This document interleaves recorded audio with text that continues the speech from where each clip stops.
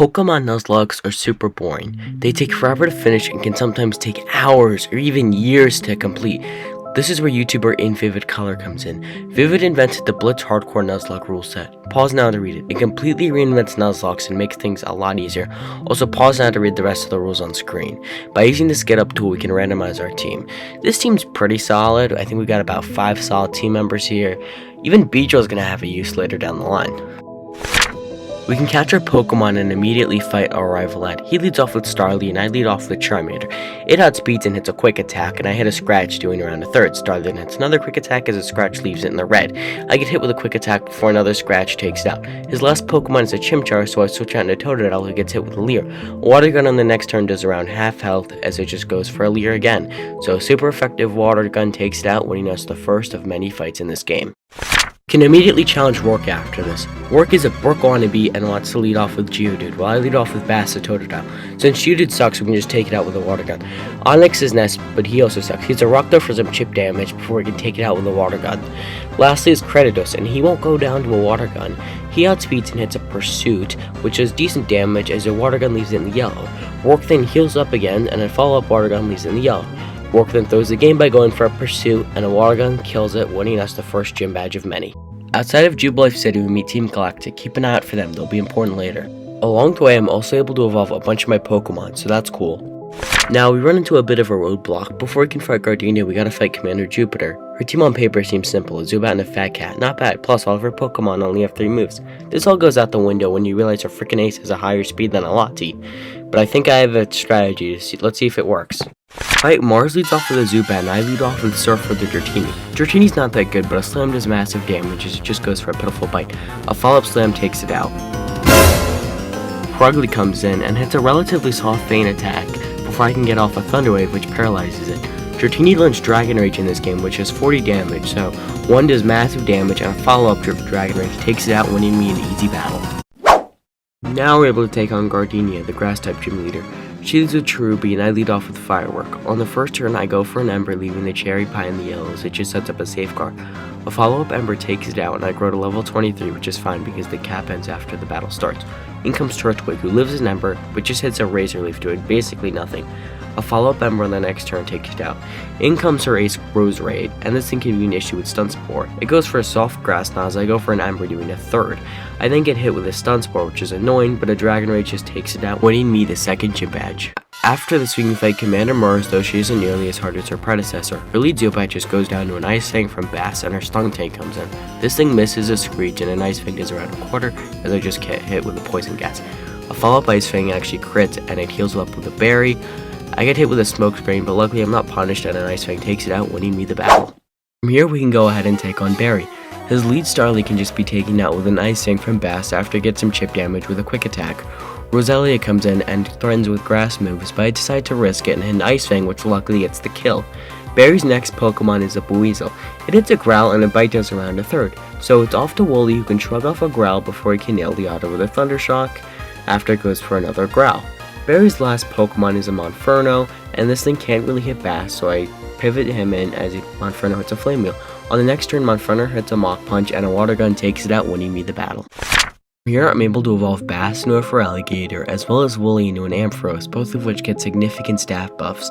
In the game corner, I pick up the TMs for Flamethrower, Ice Beam, and Thunderbolt, all of which are incredible and their stab. I'm also able to evolve Surfer into a Dragonair, which is incredible.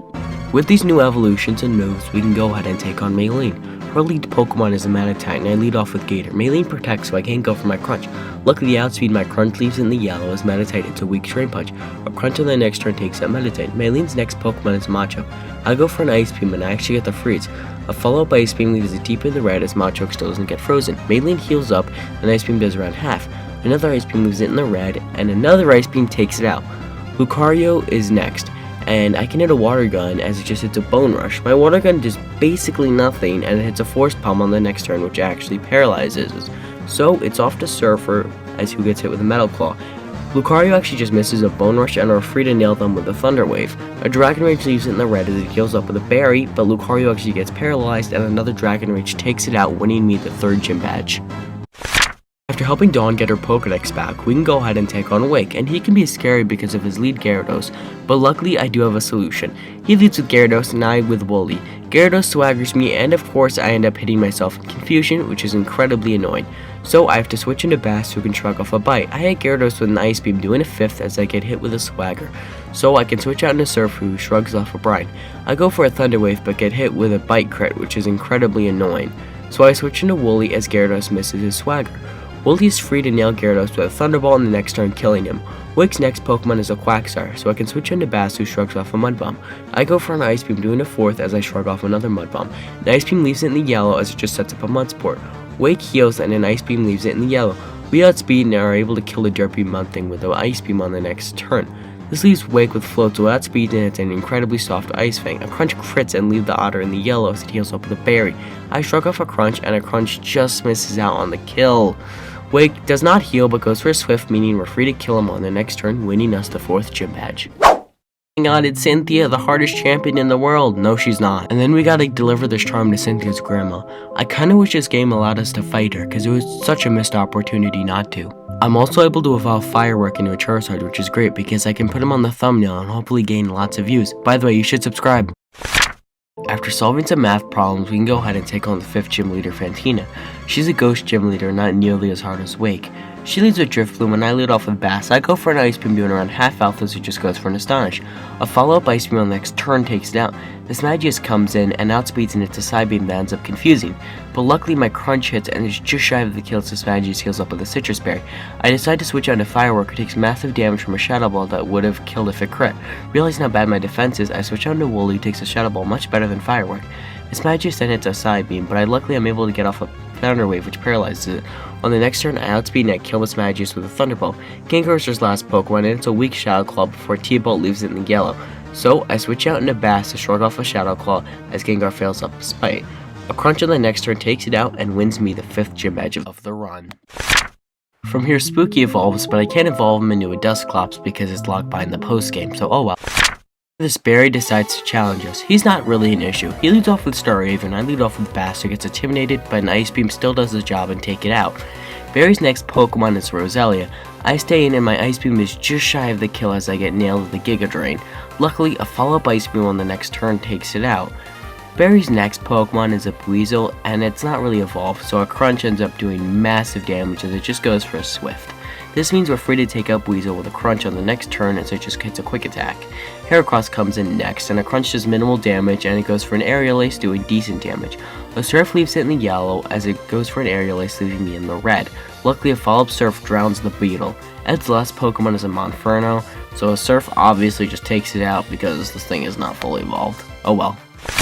From here we can go ahead and fight Byron, the 6th gym leader. He is a Steel type, so it should be easy.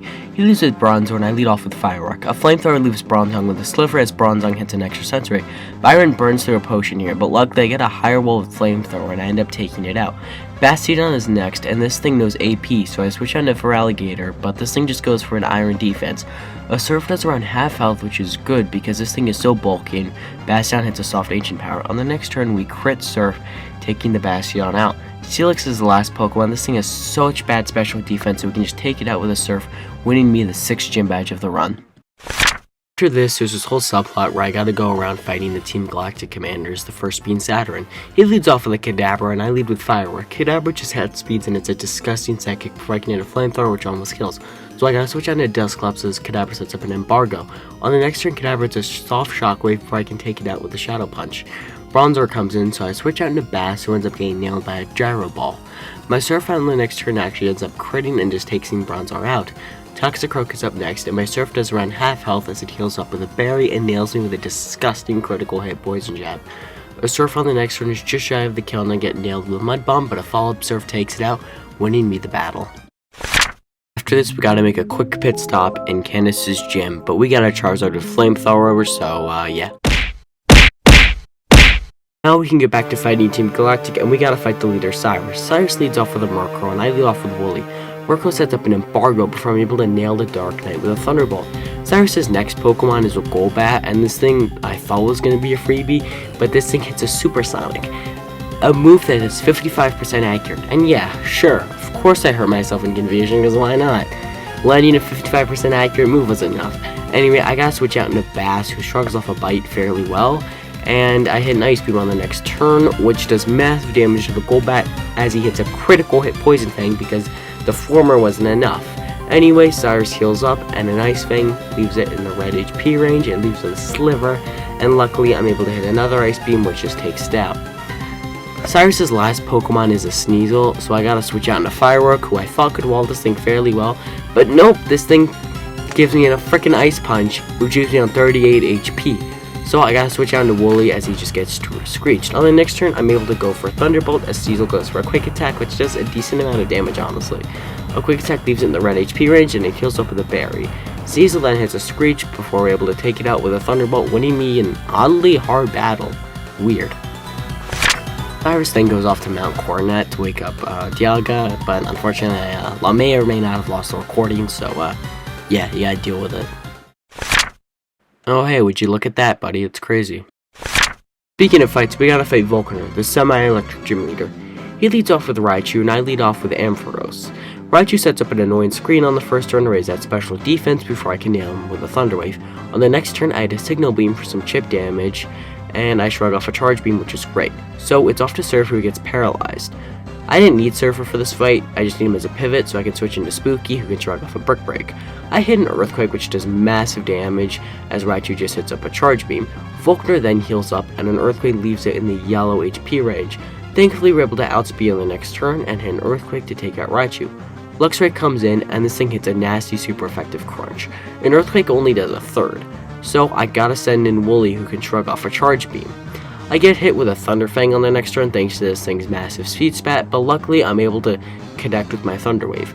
I hit a Signal Beam on the next turn for some chip damage, and I actually managed to get the Confusion, but it heals up with a Berry. It of course doesn't get confused, but paralyzes me. So I gotta switch out into Spooky as Luxray gets hurt in its Confusion, which means we're free to kill it on the next turn with an Earthquake. Ambipom is last, so it's off to Bass on a Shockwave, which side note I did not know it has, and I almost lost Bass here. It's too risky, so I gotta switch out to Wooly, who can shrug off a Shockwave. Ambipom then outspeeds, and it's another Shockwave as I get paralyzed. Ambipom on the next turn sets up an Agility before I annihilate the monkey with a Thunderbolt. Unfortunately, Ambipom Baton passes and Octillery is last, and I get paralyzed, and this thing hits me with a Bullet Seed, which thankfully does nothing. I'm able to hit a Thunderbolt, which does massive damage. In comes the Ambipom last. So it sets up an Agility, even though it's faster, and I can nail it with a Thunderbolt, which takes it out and winning me the 8th and final gym badge of the playthrough. And from here we can evolve Dragonair into Dragonite, which will be great. After this we can take on the Elite Four, but various other plants, and decides to challenge us. He leads off with a Staraptor, and I lead off with my Dragonite. I get intimidated, but it doesn't matter because I can just take it out with a Wing Attack. Floatzel is next, and a Wing Attack does a third, so I gotta switch out into Wooly, who can shrug off a Crunch, but then my Static ability activates, which is crazy. So on the next turn, I outspeed and I can just take it out with a Thunderbolt. Third is Beefcake the Snorlax, and this thing can be a huge issue. I paralyze it and it goes for an Earthquake, and thankfully I dodged that crit. So it's off to Firework on a Crunch. I go for a Flamethrower on the next turn, doing a fourth. Snorlax then hits a critical hit Crunch as a Flamethrower leaves it in the red. A follow-up Crunch leaves me deep in the yellow before a Flamethrower can just take it out on the next turn, which is great. Fourth is Heracross, and I go for Fly as it misses a close combat. The Fly is a one-shot, and luckily Heracross falls. Fifth is Roserade, so it's back up into the sky as it just misses a Giga Drain, which would have done nothing anyway, and it gets murdered by a Fly. Last for Berry is Infernape for a Fire Starter Showdown. I go for an Infernape as it misses a Shadow Claw. A Fly cleanly one-shots the monkey and wins me the final fight against our very stupid rival Ed/Berry. First member of the Elite Four is Aaron, but we got a Charizard, so yeah. First real challenge is Bertha. She leads off with a Quagsire, and I lead off with Bass. A Waterfall does a little less than half as it sets up a Double Team. My Waterfall then leaves it with a sliver of HP on the next turn as it sets up a Sandstorm. Bertha then heals on the next turn, and my Waterfall does a third thanks to that special defense boost. Quagsire then protects, so I can't exactly hit my Waterfall. Luckily, a follow-up Waterfall on the next turn leaves it in the red. Quagsire then protects again, which is quite annoying.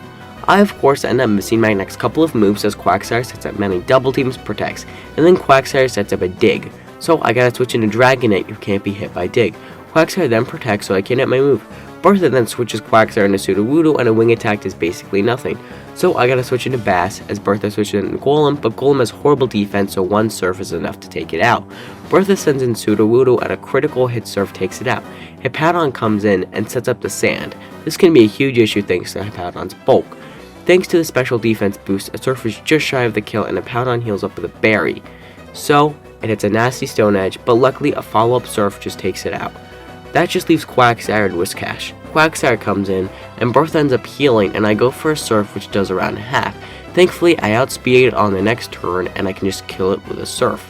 Whiscash is Bertha's last Pokemon, but it's basically like Quagsire, so I can just take it out with a couple of moves, winning me the hardest Elite Four fight yet. Next up is Flint, and he's not going to be nearly as hard as Bertha. In fact, Blast is clearly able to wall all of his Pokemon and wins me a pretty easy fight. There's a bit of a scare at the end when I get burned, but other than that, it's a pretty easy battle. Lastly is the hardest Elite Four member, Lucian. He leads off with a Mr. Mime, and I lead with Spooky. On the first turn, Mr. Mime sets up an annoying lead screen, and my Shadow Punch leaves it in the yellow, but then Lucian switches out Mr. Mime into a Giraffe Rig so I can't hit my Shadow Punch. So I gotta switch out into Wooly on a nasty critical hit Psychic. So I gotta switch out into Firework, who can take a crunch fairly well. I go for a Flamethrower, which does a fourth. On the next turn, I decide to go for a Fly, as Giraffe Rig misses a Shadow Ball. My Fly is just shy of the kill, and I get hit with a Shadow Ball, as Lucian heals up to full HP on the next turn with a Full Restore. I gotta go for a Fly on the next turn, and I actually get a high roll, and a Shadow Ball leaves me on 11 HP. Since I know I outspeed, I can just go for a Fly, which is thankfully enough to kill it. Mr. Mime comes back in, so I switch into Spooky, can shrug off a Thunderbolt fairly easily. Mr. Mime then sets up a Light Screen on the next turn, which can be quite annoying, but a Shadow Punch is still enough to take it out. Next for Lucian is Alakazam. Zam hits a nasty Psychic before my Shadow Punch leaves it in the yellow, so I gotta switch out into Surfer, who's able to shrug off an Energy Ball fairly well. Alakazam then outspeeds on the next turn and hits a Focus Blast, but luckily I'm able to take it out with an Outrage. Lucian's penultimate Pokemon is a Medicham. An Outrage is just shy of the kill as it goes for a Thunder Punch, and I end up getting confused. I do not get that 3-turn of Outrage.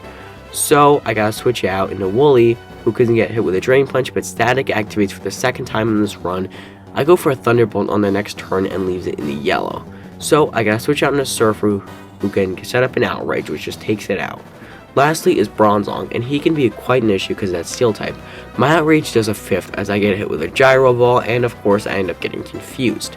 So it's off to Bass, and after a bunch of Surfs and Waterfalls and stuff of that nature, we're able to take it out, winning me the battle. And the final Elite Four fights. The last fight of this game is with the champion Cynthia. She's considered to be very hard, but luckily I got a plan. She leads off with a Spiritomb, and I lead with Surfer. I can just go for a Dragon Dance on the first turn as a Spiritomb sets up an Embargo, which is fine. A +1 Outrage on the next turn just takes it out. Her Ace Garchomp comes in, but luckily I'm able to outspeed, and an Outrage takes it out because of that +1 attack and speed. I do get confused as Lucario comes in. I don't really need Surfer for this Lucario, so I can switch out into Firework, who can wall Lucario fairly well. I get hit with a Psychic, but luckily a Flamethrower on the next turn is enough to take it out. Next up is Milotic, so I gotta switch out into Bass on an Ice Beam, which does basically nothing. I go for a Crunch on the next turn, which does a sixth as it sets up an Aqua Ring. Now this could be an issue, so I gotta switch out into Wooly as Milotic goes for a Miracle. Thankfully it fails. I get hit hard with an Ice Beam on the next turn before I'm able to nail Milotic with a Thunder Wave. I then outspeed and set up a Light Screen as Milotic gets paralyzed. So I hit a Thunderbolt on the next turn, which does around half. I'm able to outspeed on the next turn, and I can kill it off with a Thunderbolt after I get hit with some Ice Beam chip. Next up is Gastrodon, so I gotta switch out into Beedrill. And this may seem stupid, but you see, going in this run, I knew I was only gonna have 5 Pokemon: Charizard, Ampharos, Dusclops, and Reckoning. Beedrill was never gonna be used ever. Beedrill had a special use, a different use. Beedrill was gonna be an item, a free pivot. One of the rules on the Hardcore Nuzlocke is mandatory set. By switching into Beedrill, I knew I could get a fresh switch, and that's exactly what I did. Beedrill comes in.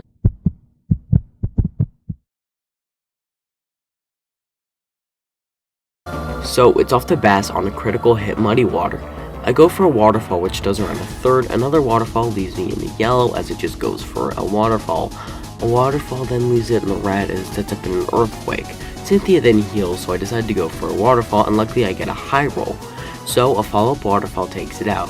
Cynthia's last Pokemon is a Roserade, and unfortunately I'm gonna have to sacrifice Bass. he can't really do anything. So he takes a Shadow Ball to the face and dies. So I gotta switch out into Surfer, who sets up a Dragon Dance after he takes some chip from the extra sensory. A +1 wing attack just takes it out, and I win the final fight of the game and the run. Well, that was a really fun run. I like to leave this part unscripted just because I can just get my final thoughts out. I don't want this on a script. I think I'd say that was probably my favorite run ever in a Pokemon game for this big challenge, for this channel. See, this part's unscripted, so I don't really have a script in front of me.